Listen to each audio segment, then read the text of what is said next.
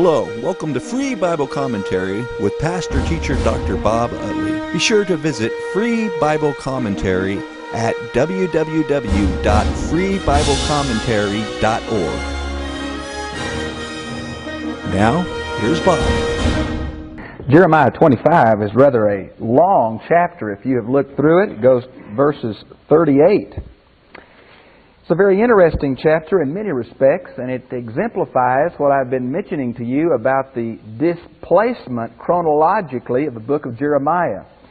Chapter 25 is in the 4th year of Jehoiakim, and if you'll notice up there in chapter 24, it's to Jeconiah, the son of Jehoiakim. So obviously 24 goes after 25. But the whole book of Jeremiah is like that. It tends to jump around here and there, into one king's reign, into another king's reign. Jeremiah spanned many years and several kings.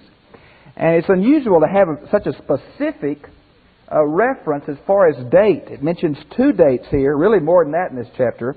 It mentions the 4th year of Jehoiakim,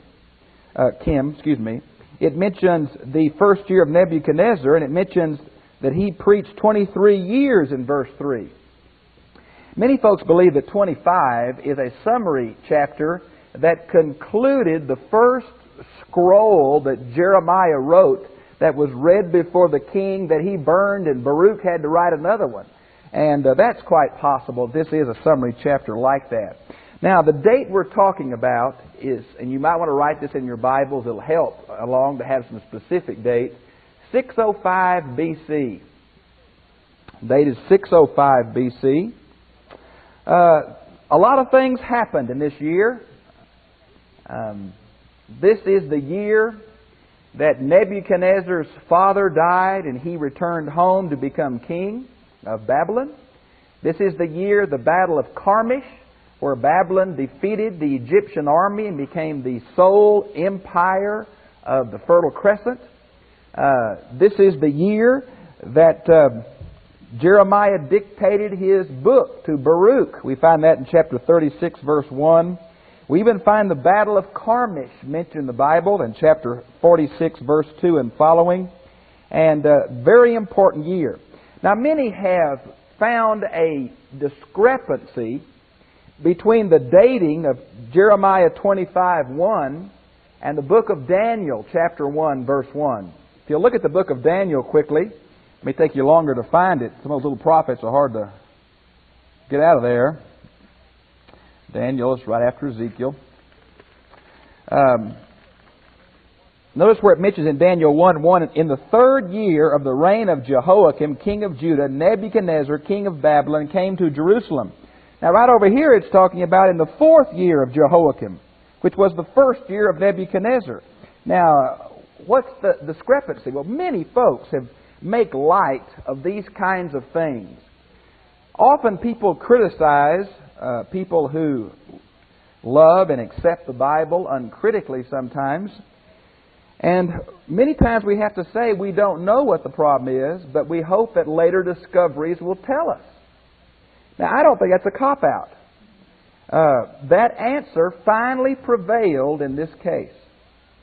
We have learned since, and not many years ago, of 2 chronologies that were concurrent and coexistent at the same time in the Fertile Crescent, archaeologically verifiable.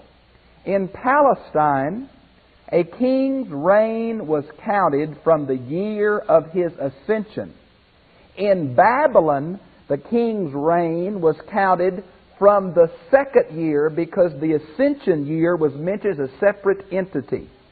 Now, when that archaeological evidence falls into place, this does nothing more than verify the historicity of the Bible.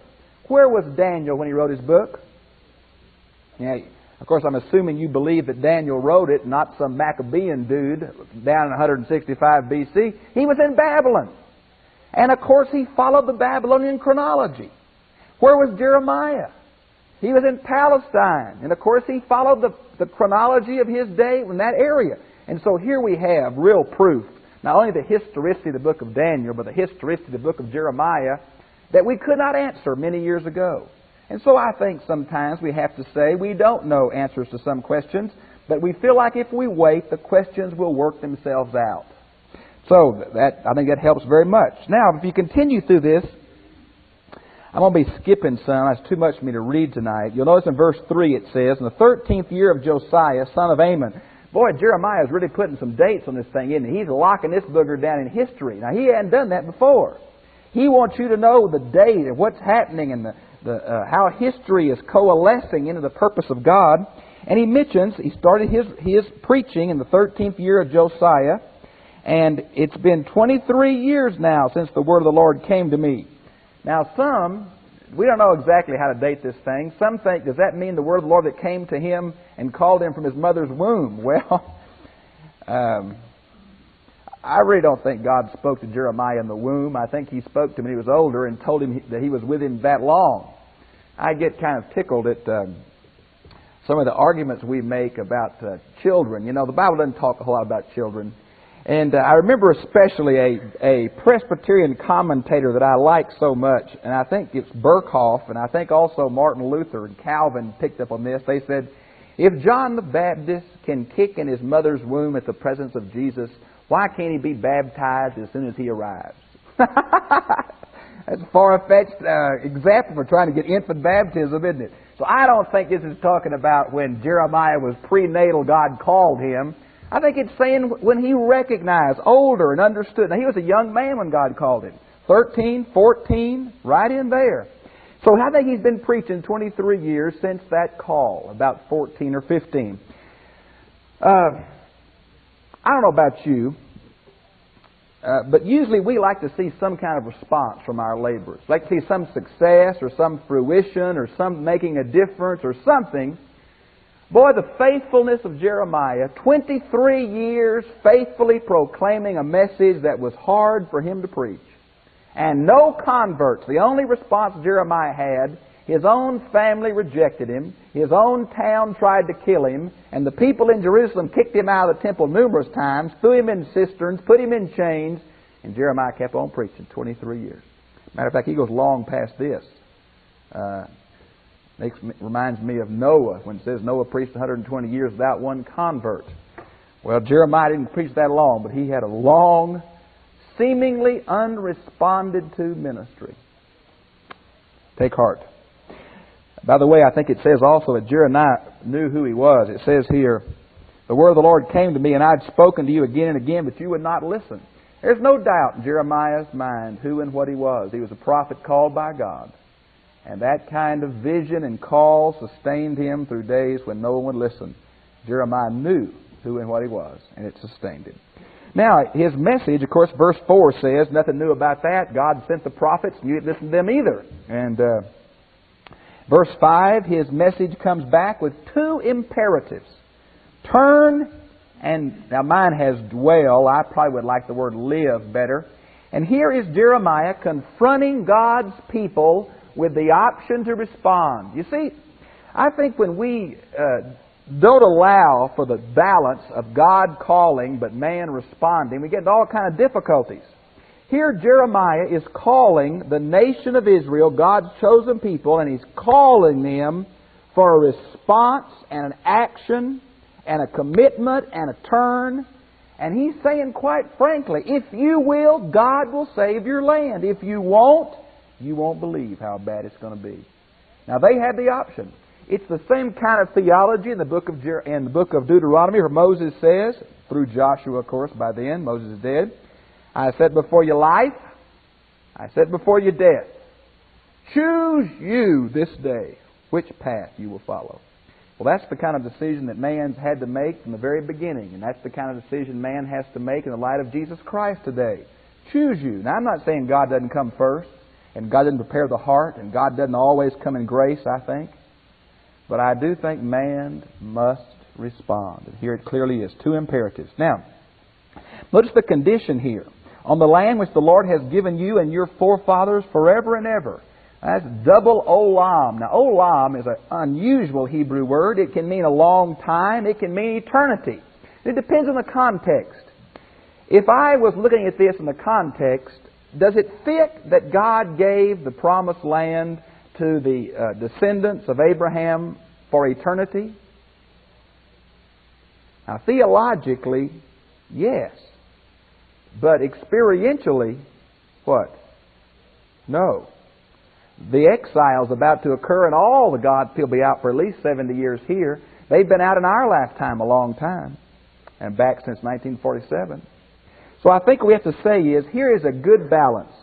If they would, God would. God wanted to give them the land forever. But they wouldn't.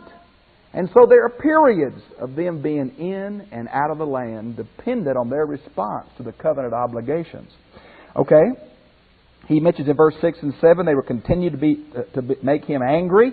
Now, this is an anthropomorphism. I don't think God stomps around heaven and kicks things over and, It is speaking about God as if He was a man. Now, God doesn't have temper tantrums, but God does have a settled opposition to man systematically destroying the creation that He made. God has a settled disposition against man doing his own thing. And we have to realize that. I wouldn't say it would be anger as we know anger, but it would be a committed response to sin. Okay? Now, when it mentions a little further down in verse 9, something very strange that caused great problems for people. And look at this. Behold, I will send and take all the families of the north. It's talking about Babylon apparently. Declares the Lord. And I will send to Nebuchadnezzar, king of Babylon, my servant. Oh. Woo! Was Nebuchadnezzar a believer? Well, the book of Daniel says that Nebuchadnezzar did recognize the God of Shadrach, Meshach, Abednego, and Daniel, but it didn't mean he ceased to recognize Marduk. At best, Nebuchadnezzar was a polytheist, at best. This is not saying something about Nebuchadnezzar's personal relationship of faith to Yahweh. This is the title it's used of Moses almost, servant of Yahweh. Here, the word Yahweh is not there. But does it mean that Nebuchadnezzar is a committed follower of the God of Israel? No. What it does mean is that he is a tool in God's hand. Now, this word calling him a servant is used in chapter 27, verse 6, chapter 43, verse 10. And one even more startling than this is in Isaiah chapter 44, verse 28 through Isaiah 45, 1, where Cyrus is called, God calls Cyrus, my shepherd, my anointed. Now the word anointed is the word Messiah.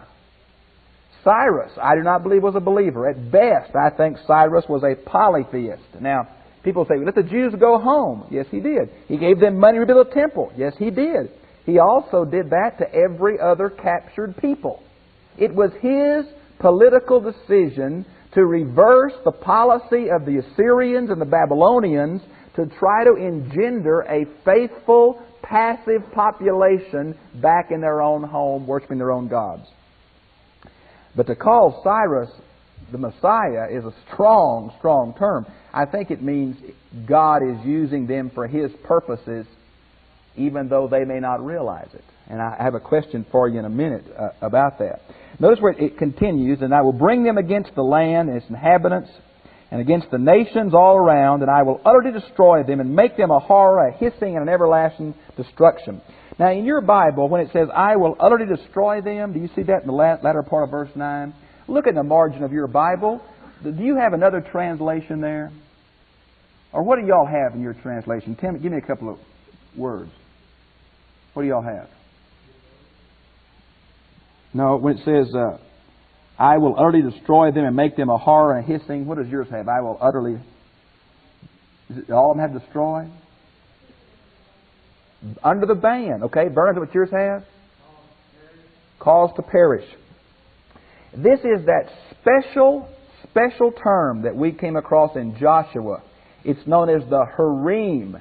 Yes, it is a form of harem. Harem was a group of women dedicated to one man.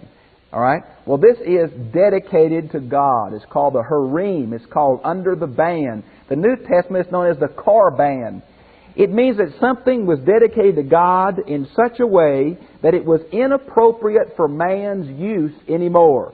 Therefore, the only way to assure its sacredness was to totally destroy it. It is a term of holy war. God, the nation of Israel did this to the Canaanite populations. Nothing lived. Jericho was like this. So what it's talking about is everything that breathes dies. And then what's left is burnt and knocked down. Total destruction. When it says, and an everlasting desolation, here again, a different word for everlasting, but obviously it's not everlasting, is it?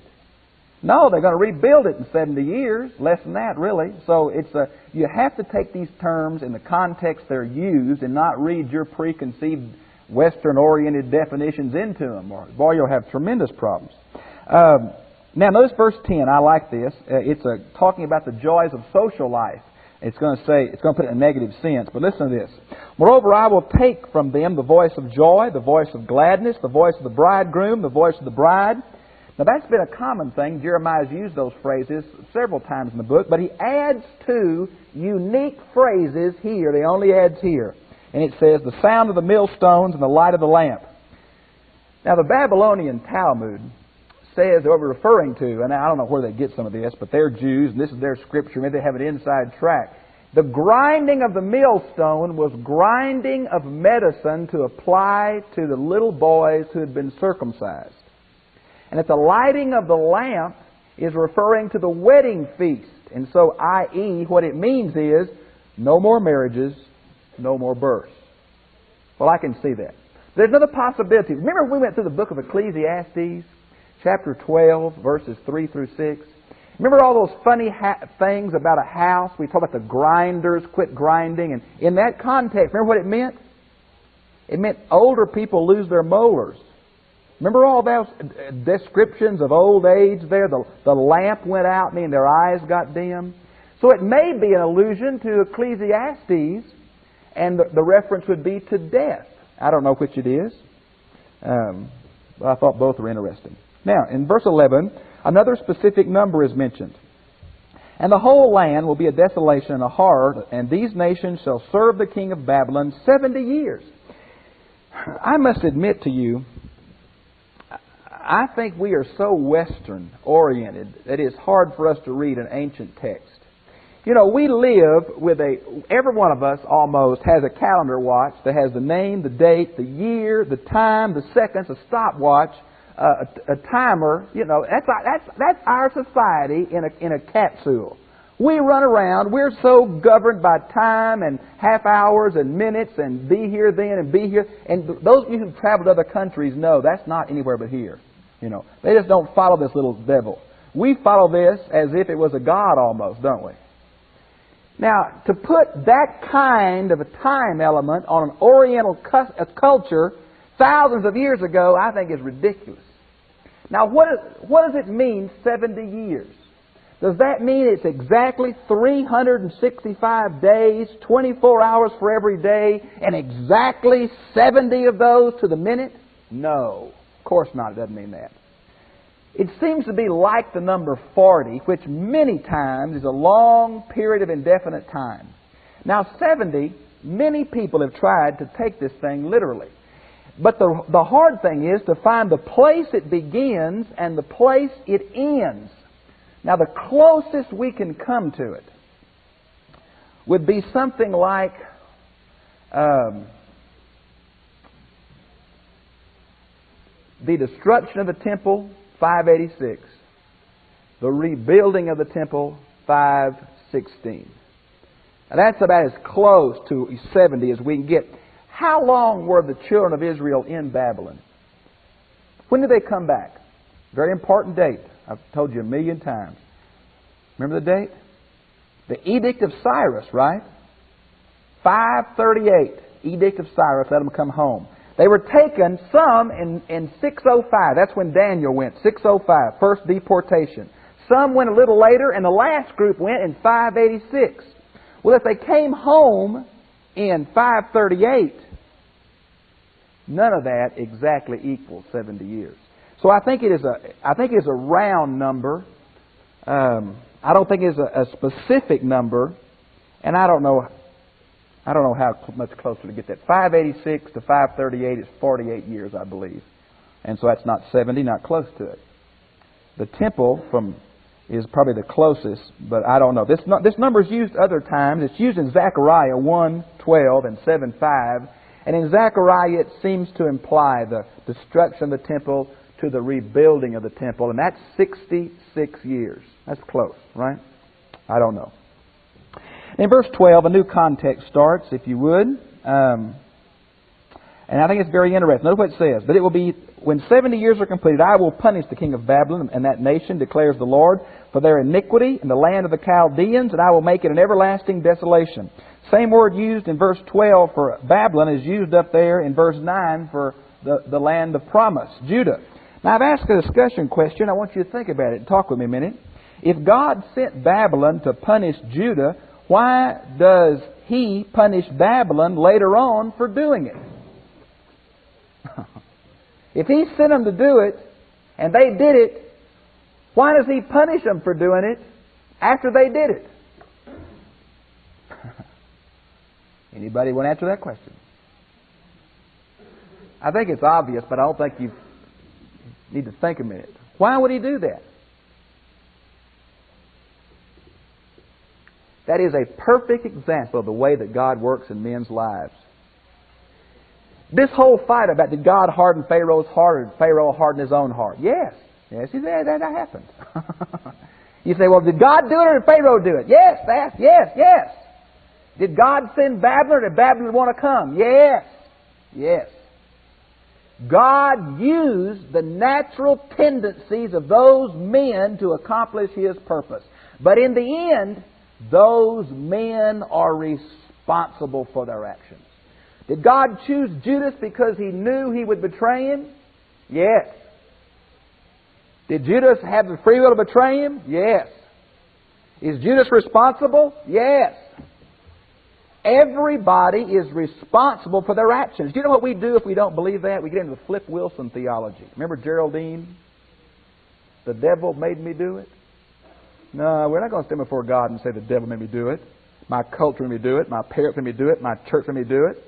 You know, my society forced me into it. No, you little turkey. You're going to stand before God and you're on 2 feet. We are responsible for our actions even though we're tempted by the evil one, even though we're used in the purposes of God, even though our culture and all of that conditions us. Ultimately, we are still responsible for our actions. So is it fair that God used Babylon and punished Babylon? Certainly. Just like God used Pharaoh and punished Pharaoh and used Judas and punished Judas. Yes. Now, you want to talk about that? You're going to buy that. Y'all are easy tonight. Okay? Verse 13 mentions all of this is written in the book. I get tickled when people say, now, we just don't know in this chapter how much is Jeremiah and how much is an editor.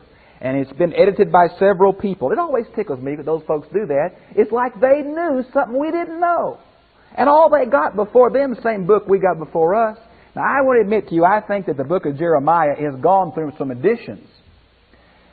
It's the Septuagint translation of chapter 25 is very markedly different than this. But I think we have the essence of Jeremiah. I think we have some minor additions and reconstructions of later hands, but it mentioned several times through here, Jeremiah wrote a book. Why do we have to find something different than that? I mean, why do we have to think the different, the radical, the extreme, instead of just accepting that there is some written material that Jeremiah wrote down through Baruch? Now, we may have it mixed around some, obviously we do. But I see Jeremiah's hand all the way through here. Now, after that, in verse 13, right before it says all this is written, the Septuagint places chapters 46 through 51, and the whole section on the judgment of the nations right here. Modified form, but right here. And then it continues in verse 14, and many nations and great kings shall make slaves of them. Now, who do you think that's talking about? Who's going to make slaves of the Babylonians?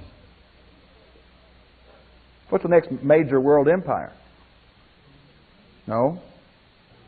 Medes and Persians. Cyrus and his, yes. So this is referring to the Medes and Persians.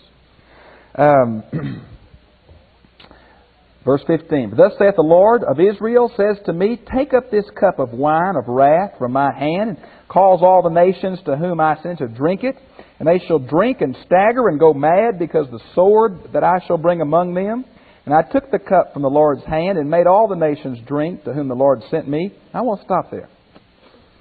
The metaphor of a cup of wine, or a cup really, is used quite often in the Old Testament to describe God's purpose for man, man's destiny, man's life. Let me give you a few. There's a bunch of them. I think I've written most of them down there for you. Psalms 63, especially Psalm 75:8, Isaiah 51:17, Ezekiel 23:31 through 34. And then I've added Mark, the Gospel of Mark, chapter 14, verse 36. That's exactly what Jesus prayed in the Garden of Gethsemane. Father, remove this, what?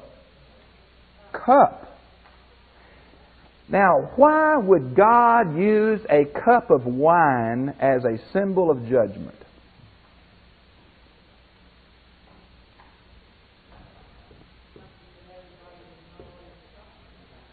Okay, but why judgment, you think? I mean, the word's used, it causes a cup of blessing many times.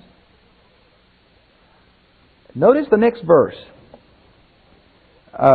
You shall drink and stagger and go mad. That's a reference to what?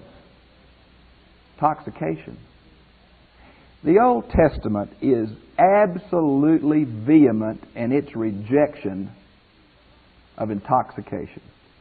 Drunkenness to the Old Testament is the height of foolishness and ridiculousness and danger. The idea here of someone drinking till they stagger and go mad is a biblical picture of nations that are ripe for judgment and vulnerable. Now, I'm just saying the extreme is what's used as a symbol, and it's used all the way through here. Now, in verse 19 and following, by the way, all these nations are mentioned. In chapter 1, verse 5, God says, Jeremiah, I've called you to be a prophet to the nations. Now, I don't know if Jeremiah went to each one of these nations and preached to their king. He'd probably got killed, you know. They wouldn't have let him, Jewish preacher, come preach in Egypt and Babylon. Whether it's a vision or symbol, I don't know. But anyway, all the nations are covered here. And I'm going to give you just a brief bit and dash through here. Verse 19, it talks about Egypt. You might want to see chapter 46 where that's explicated. That's where it mentions the defeat at Carmel. In verse 20, it mentions all the kings of the land of Uz. It's not Oz, it's Uz. That's Job's homeland. Job 1:1. That's where Job was born. That's where Job lived. All the kings of the land of the Philistines. There's the 5 major cities of the Philistines. These were the only uncircumcised people we know of. They were close to the promised land. That's when they kept calling the uncircumcised.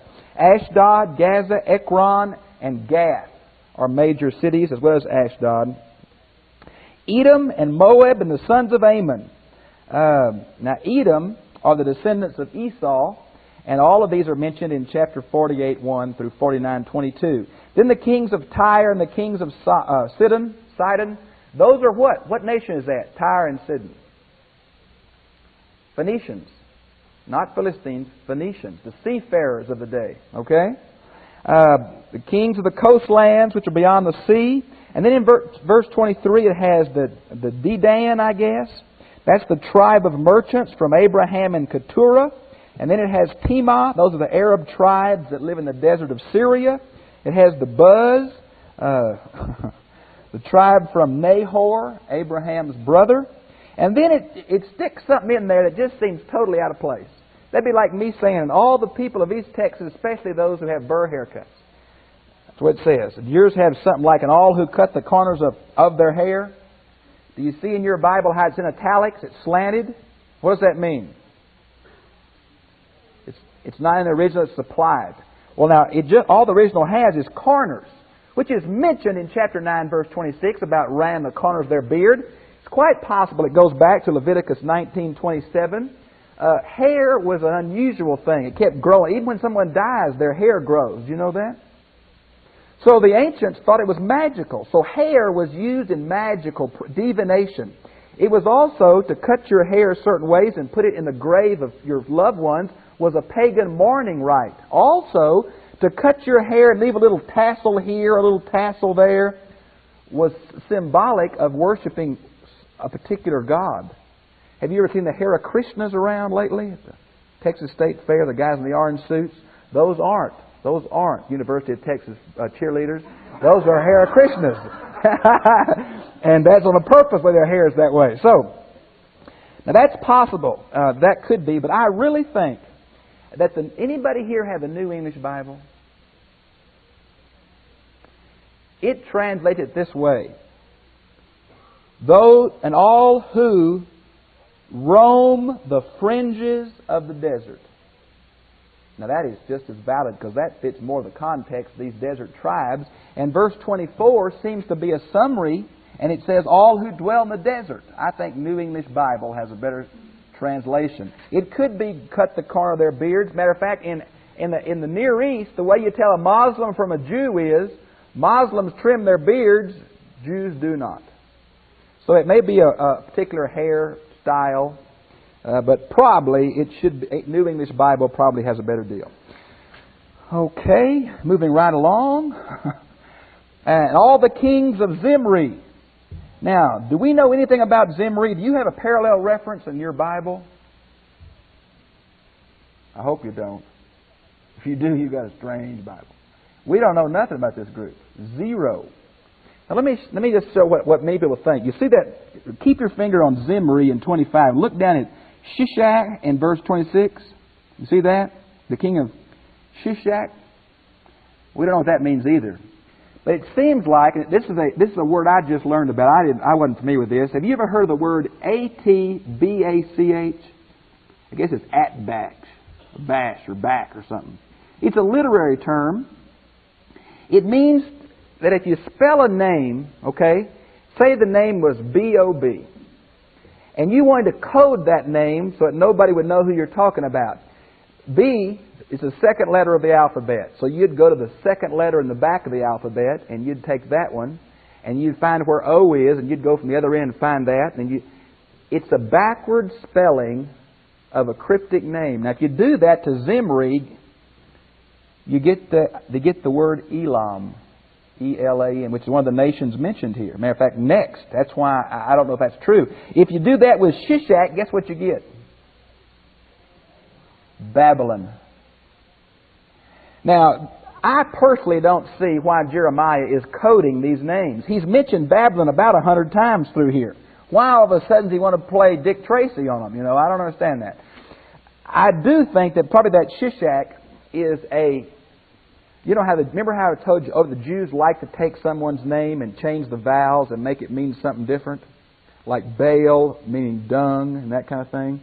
This can mean humiliation, bow down in humiliation. So I think probably that's a play on words. And I think Zimri is probably better just Zimri than it is going through all that to get Elam, which is mentioned next and seems to be a doubling. So that's a good example of the cleverness of interpreters that don't mean doodly twaddly.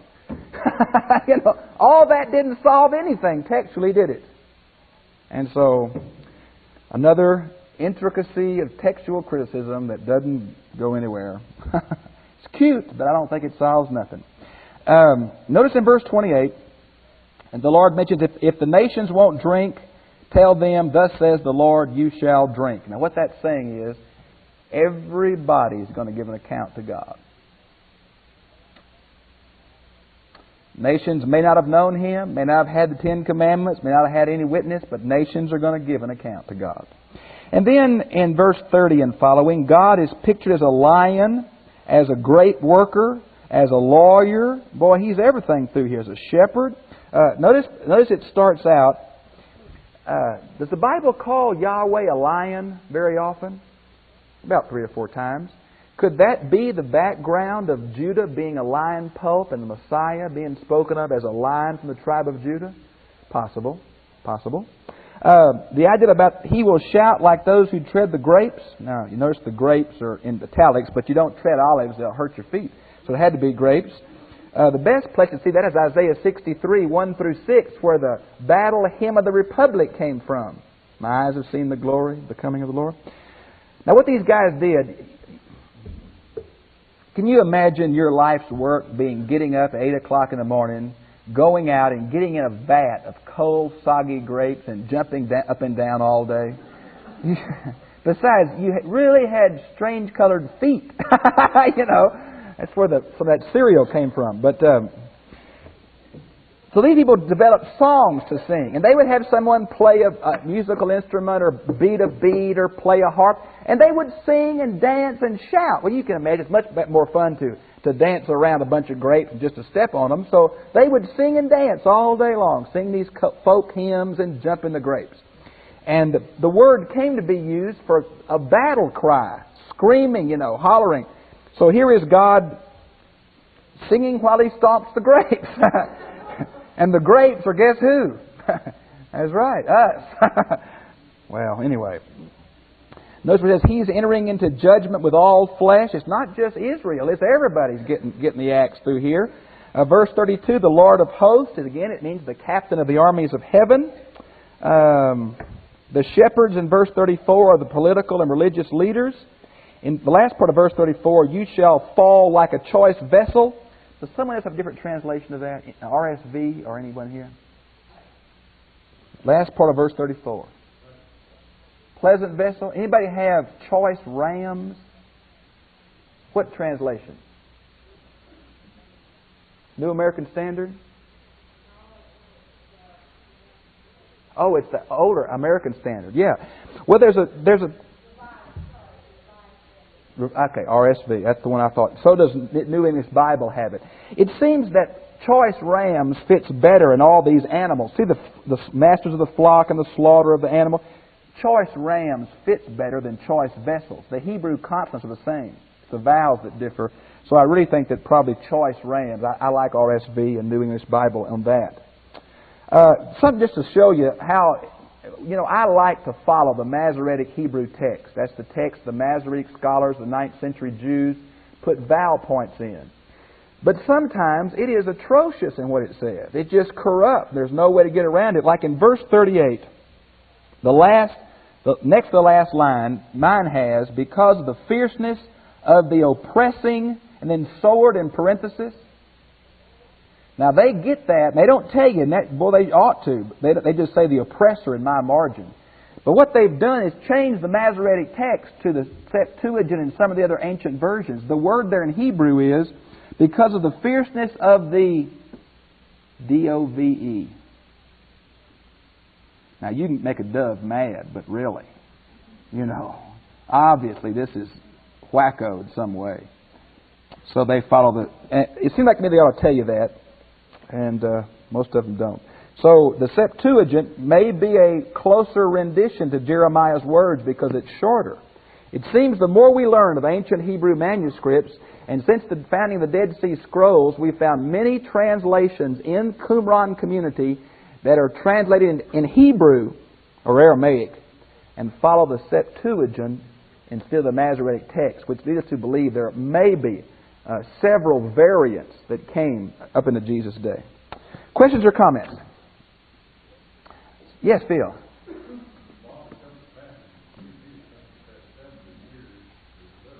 Okay.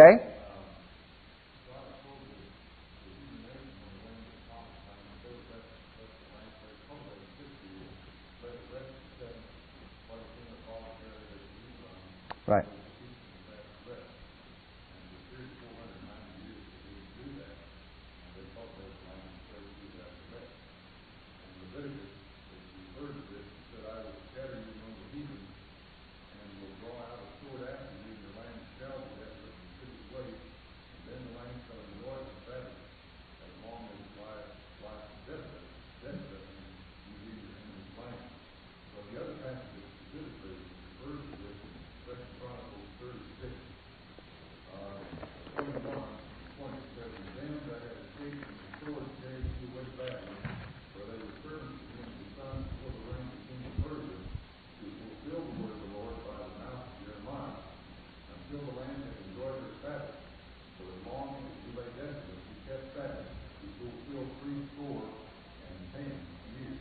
Okay. Phil, my only question would be, when would you start it and when would you close it? No, I have no problem with the number being here. I have the historical problem of not knowing when to begin and when to stop. Well, of course, we know historically the first deportation was 605. Okay? So what is 605 from 538? 67? Is that right? Is that right? And then the last deportation was 586, where the temple was destroyed. Okay? Well, that's, if you go from that point to 538, it's only 48 years. If you go from the temple to the temple, which was 516, it's 66 years. And, you know, I have no problem believing it's literal, but I just can't work it out in history. That's why I'm wondering what's what there. You think maybe it's sometime before they came the first time, maybe, or sometime after the edict where it was fulfilled, that kind of thing?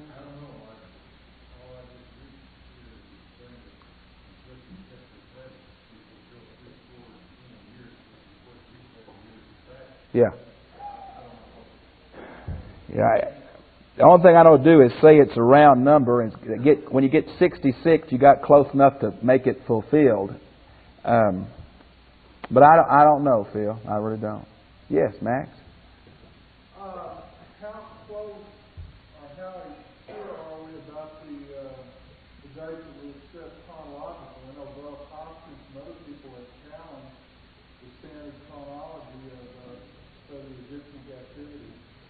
Yeah, Egyptian captivity is really tough. But we have Assyrian records here. There's no, I mean, this is 605 is pretty well locked in because we got three cross dates here.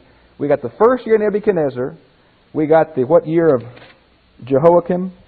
We got the fourth year of Jehoiakim. And then we got Jeremiah's 23 years and the 13th year of Josiah. Well, with that kind of thing, we can lock that first one in.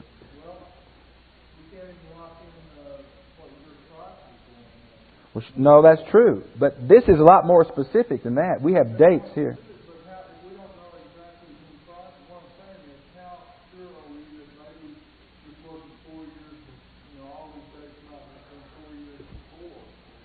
Well, of course, the deal with Christ was just the guy who set that up blew it. It was his problem, not the dating that was available to him. He just missed the date on Herod the Great. I don't think there's any way we can doubt with three variables here all coming together in 605 that we're talking about 605. Well, what I'm trying to say is how do we know we're talking about 605 and not 601 or something else? Well,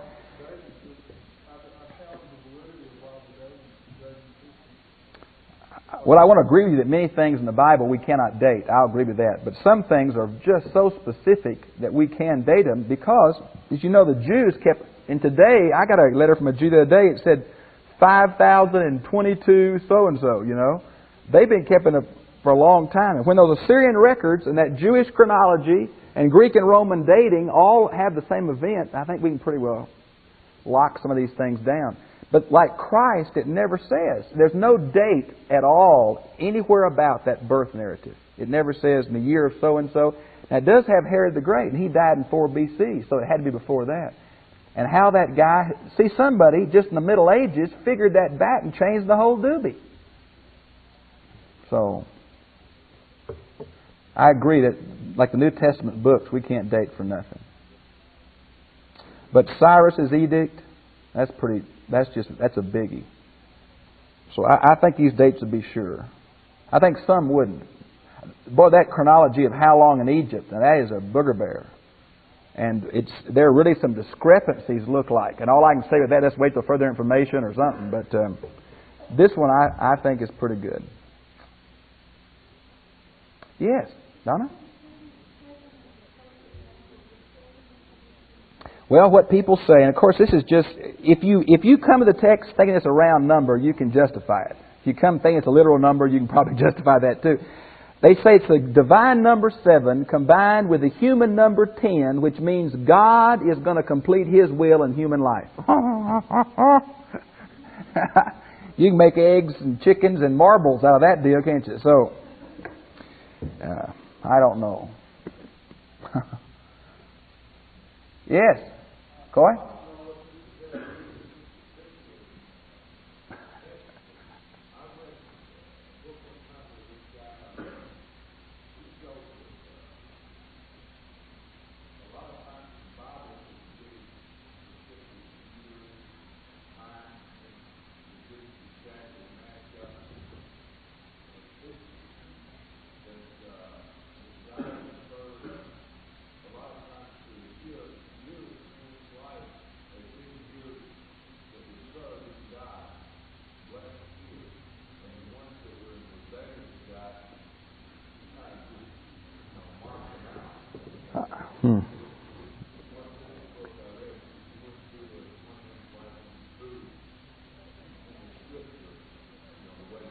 Of course, that surprised me because many of the kings of Judah never lived a godly life, and their years are recorded.